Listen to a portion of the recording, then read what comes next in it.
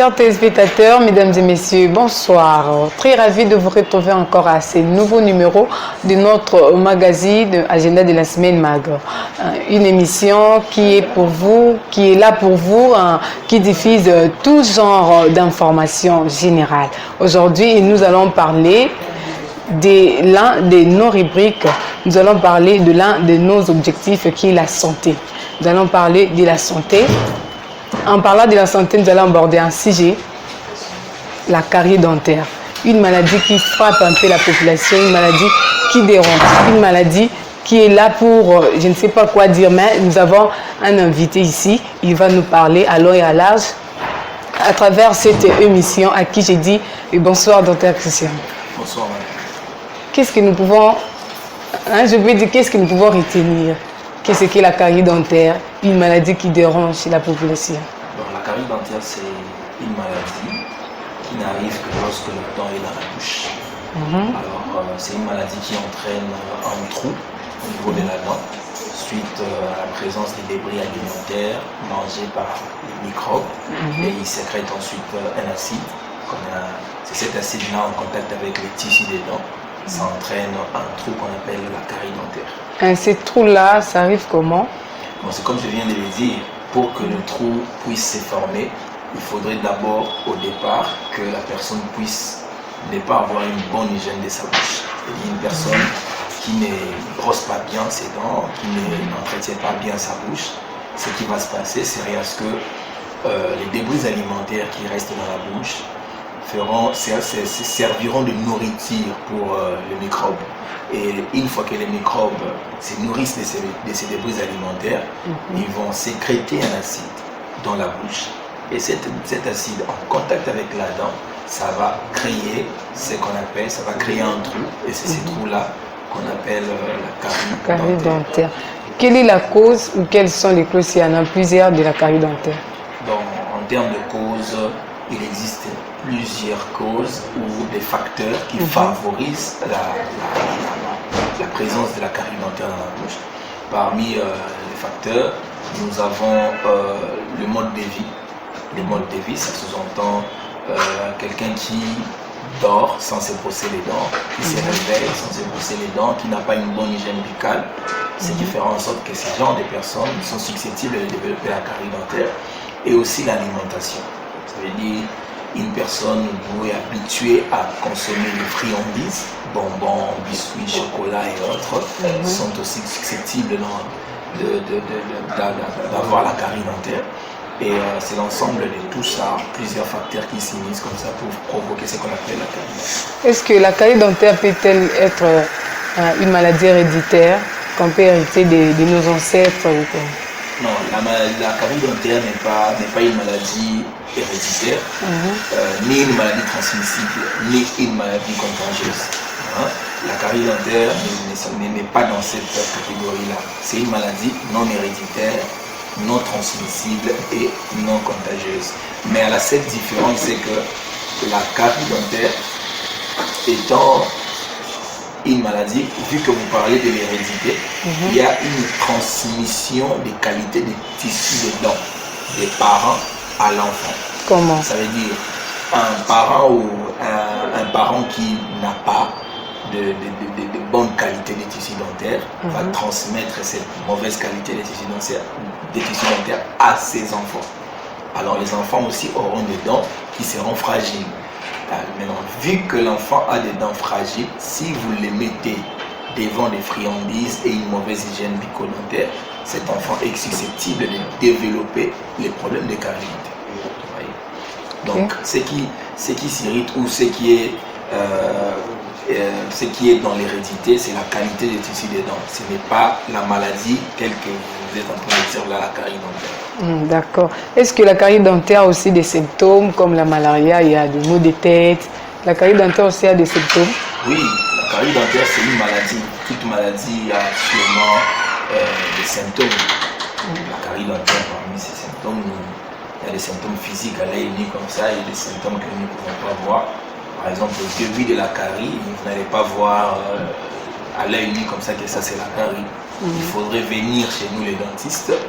Nous sommes des experts, nous avons de matériels appropriés pour ces types de problèmes. Et là, on pourra détecter précocement les problèmes de la carie dentaire, l'un des signes. L'autre signe, c'est la présence des trous. Hein? Je ne dis pas que tous les trous qui se trouvent sur la dent, c'est seulement la carie. Ça peut être un traumatisme ou une dent s'est cassée. Ça peut arriver, mais la plupart des cas, quand il y a formation de trous là, c'est la carie dentaire. Alors, il y a aussi un signe qui est beaucoup plus exploité, c'est la douleur. La carie dentaire entraîne vraiment des douleurs atroces, ce qui fait en sorte que ça ramène beaucoup de personnes chez nous pour se faire traiter. Et il y a même des saignements, il y a des mauvaises haleines. Quand la personne a la carie dentaire, elle peut développer une mauvaise haleine, une bouche qui ne sent pas bon. Et voilà, il y en a plusieurs comme ça. Et comment stopper l'évolution de la carie dentaire? Si quelqu'un trouve qu'il a la carie, il peut les stopper comment? Aussi, le temps, il n'a pas encore d'argent pour venir chez vous. Bon, la carie dentaire ne se stoppe pas à la maison. Ce n'est pas quelque chose qui se stoppe à la maison, ni par les médicaments. Ce n'est pas ça qui arrête la carie dentaire. Je viens de dire ici, c'est un trou.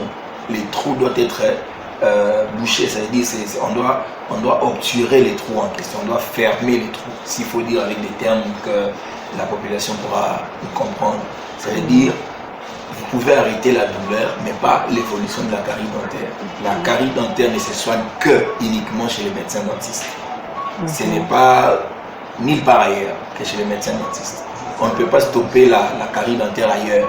On n'a qu'à stopper la carie dentaire lorsque vous voyez un dentiste. Il met en place un traitement approprié et c'est ce traitement-là qui va faire en sorte que la carie dentaire soit arrêtée et puis avec quelques conseils que nous donnons pour que ça n'arrive. Et quand vous parlez des traitements, quelles sont les options qui traitent vraiment très bien la carie dentaire? Bon, la carie dentaire, c'est une maladie évolutive. C'est une maladie qui évolue de manière superficielle vers la profondeur. Étant donné que la dent est constituée de plusieurs couches, que vous voyez là, alors ce qui va se passer, c'est que quand la carie évolue au niveau de la première couche qu'on appelle l'émail, de la deuxième couche qu'on appelle dentine, et de la cavité qui est la troisième couche qu'on appelle pulpe, les traitements diffèrent.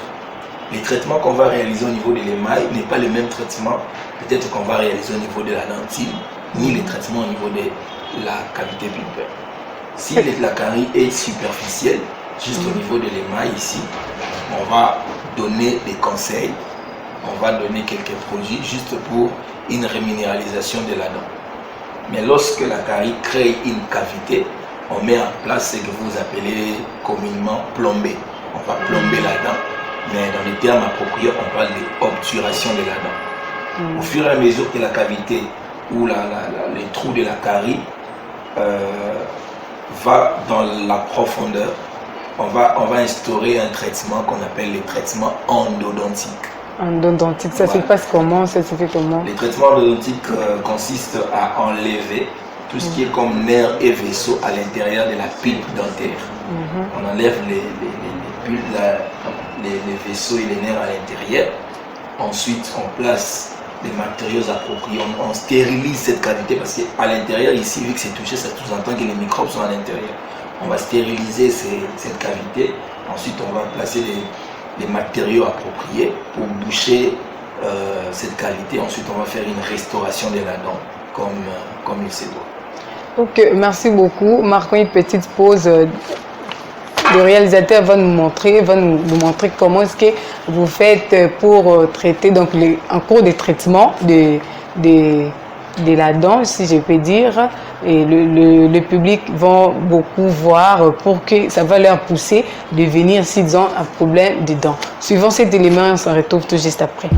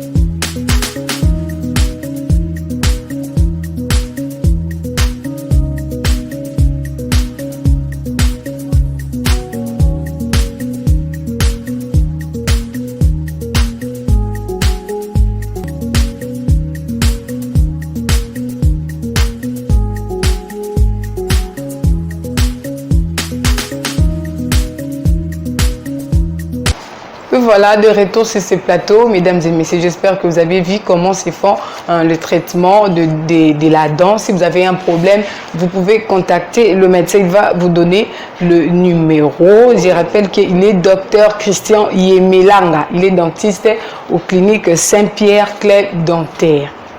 Maintenant, médecin, si nous pouvons continuer notre émission, comment faire pour éviter la carie dentaire? Le mode de prévention.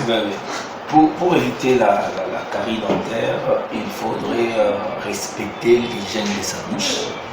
Et puis, il faudrait aussi contrôler son alimentation. Respecter l'hygiène de sa bouche, ça sous-entend qu'il faut brosser 2 fois par jour. 2 fois par jour. La nuit avant de dormir et les matins après le petit déjeuner. Souvent, les gens brossent les dents avant de manger le matin. Non, ça ne se passe pas comme ça. La nuit, vous brossez les dents. Le matin, quand vous vous réveillez, vous mangez d'abord, vous prenez votre petit déjeuner, ensuite vous brossez, vous restez avec la bouche qui est propre. Parce que le but, c'est d'avoir une bouche propre pour ne pas avoir la carie. Plus la bouche est sale, plus vous êtes susceptible de développer la carie dentaire. Comment? Je viens de le dire au départ, parmi les causes, ça sous-entend que les microbes vivent dans la bouche. Et pour que les microbes puissent vivre, ils doivent trouver les aliments ou la nourriture qui doivent les faire vivre. Vous voyez? Alors, lorsque les microbes arrivent dans la bouche et trouvent des débris alimentaires ou des nutriments, qu'est-ce qu'ils vont faire? Ils vont bouffer ces histoires-là pour entraîner ce qu'on appelle la carie dentaire. Mais lorsqu'ils viennent et qu'ils ne trouvent rien dans la bouche, ils vont manger quoi? Ils vont se nourrir de quoi? Ils vont se nourrir de rien et ils ne sauront pas provoquer la carie dentaire. Donc si je comprends bien, donc, dans les dents, il y a des... Je peux dire, j'ai pas bien compris là. Dans la bouche, nous avons des milliers de microbes qui vivent dans la bouche de manière, comme on appelle, de manière commensale. Ça veut dire sans causer des dégâts. Ils sont là, ils ne causent pas de dégâts dans la bouche. Ils vivent avec nous ensemble. Mais il arrive des fois, lorsque nous mangeons et que nous laissons notre bouche sale, ce que nous laissons dans notre bouche là sert de nourriture. Vous voyez, quand vous avez peut-être par exemple broyé les biscuits ou vous avez broyé les bonbons, il y a des cols, il y a des restes qui restent dans la bouche. Et vous vous dites que je ne vais pas brosser, je dors comme ça. Ces aliments-là, ces nutriments, ces débris alimentaires qui sont restés là, vont servir de nourriture pour les microbes. Ils viendront se nourrir, vous allez vous rendre compte que les